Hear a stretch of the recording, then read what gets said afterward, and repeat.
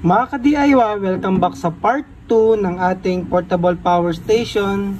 Sa mga nagtatanong nga pala kung may safety features daw ba itong ating bagong power station, ay meron naman po yung BMS sa battery at saka yung ating mismong inverter, meron naman po yung fuse sa input at saka may mga overload protection naman yan, reverse polarity protection, yung ating mismong inverter mga ka-DIY. So yung BMS naman unang-una na yun. Once pala nabutas nyo na, ito nga yung pinaka hard part is bubutasin nyo yung case. Isasalpak nyo na yung mga natin, connectors. So ito na yung ating AC plug, battery meter, yung switch, tapos yung tatlong barrel connector. So di ba, pinakita ko naman kung para saan yung mga yan. Tapos yung ating exhaust fan. So once na isalpak nyo na yan, ikakabit nyo na lang yung wire sa loob. So ilalagay na lang natin to, di ba ito na nga yung wire natin. So ipakita ko sa inyo, bubuuin natin. Ito yung para sa switch. Salpak lang ulit lahat mga ka-DIY.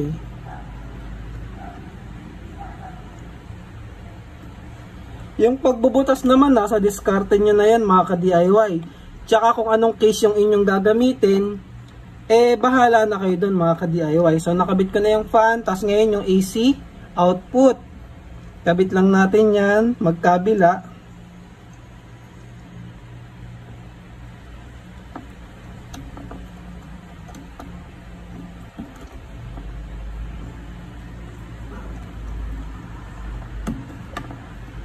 So, bakit nga pala ganito yung layout ko? Ito na kasi yung pinaka siksik.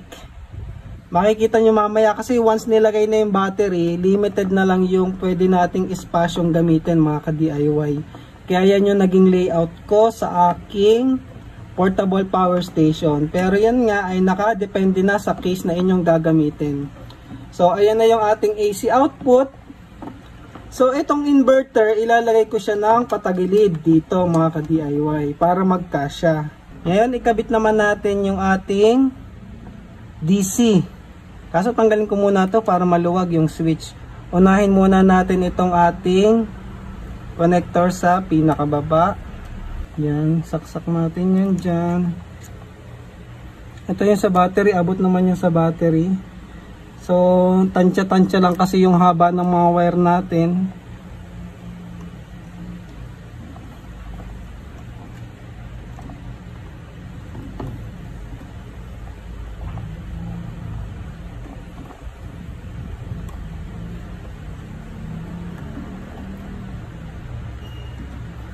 Higpitan ko pala to, no? Medyo luwag na siya.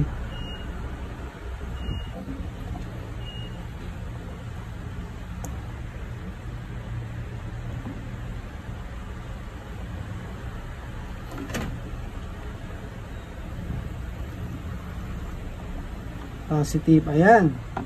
Tapos ikabit ulit natin yung ating switch ng inverter.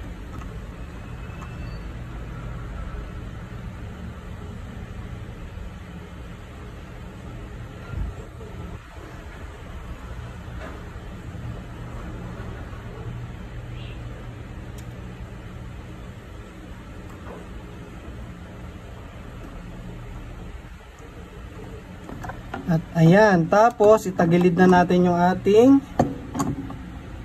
inverter dyan mga ka-DIY. So, ito na i-connect natin sa battery and then tapos na yung ating portable power station. So, ikunin ko lang yung battery.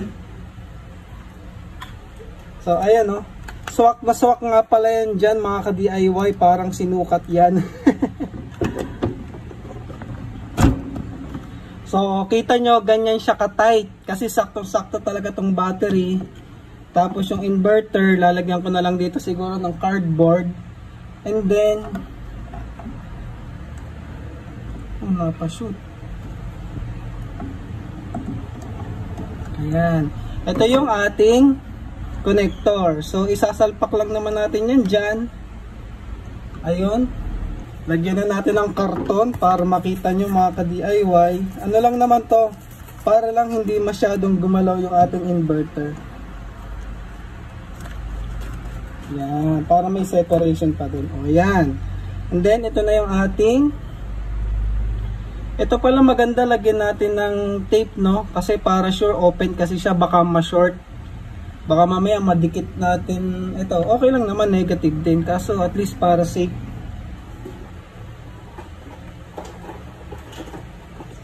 Lagyan natin ng Kapton tape. Wala kasi ako, hindi ko kasi nalagyan ng shrink tube eh. Dapat talaga nilalagyan yan mga ka-DIY para sigurado. Kasi open yan eh, baka mamaya madikit kung saan eh. So para lang safe, lagyan natin ng ano. Pero yun nga, lagyan nyo na lang ng shrink tube para sigurado. So i-close ko na. So ayan na yung ating portable power station mga ka-DIY. So pag inon natin to, mag-o-on yung inverter, makikita nyo naman yun, gagana yung fan saglit eh.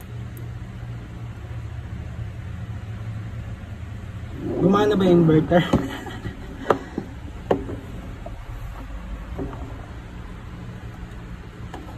Ay hindi, natanggal pala yung switch natin mga ka-DIY.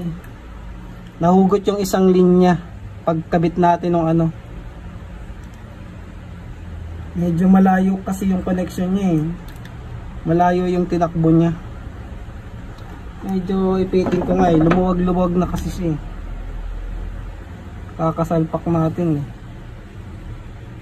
Kakasalpak natin eh, kakatanggal kabit, ayaw niya nang kumagat.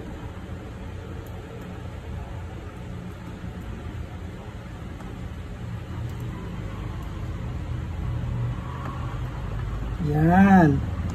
So ayan, mahigpit na yan. Hindi na yan matatanggal. So ayan na siya, ulitin natin, try natin i-on. So tingnan nyo yung fan, pag in-on natin yung push button, ayun, umikot. So nag-on na yung inverter. So meron na tayong AC output. Try natin. Kunin ko lang yung tester.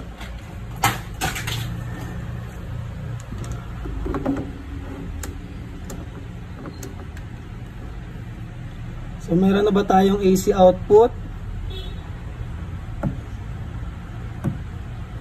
Ayun, meron mga ka-DIY. Pure sine wave at 60 Hz. So ayan, hindi nag-focus. So meron na tayong AC output.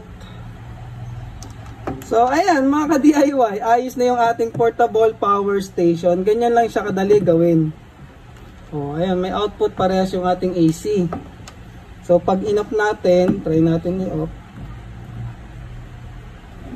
I-off ko ha. O, di ba? So gumagana. Tapos ito, pwede natin ikabit dito yung ating DC fan router. Halimbawa, ito. Meron kang router. So kapag brown out, pwede mong gamitin. O, di ba? Gagana yan mga ka-DIY. So gagana yung ating router o kaya DC fan. So nasa inyo na kung ano yung gagamitin yung device dito sa 12 volts. Tapos ating charging input. Ayun, ayos na mga ka-DIY. Meron ka ng portable power station with AC output. O, di ba?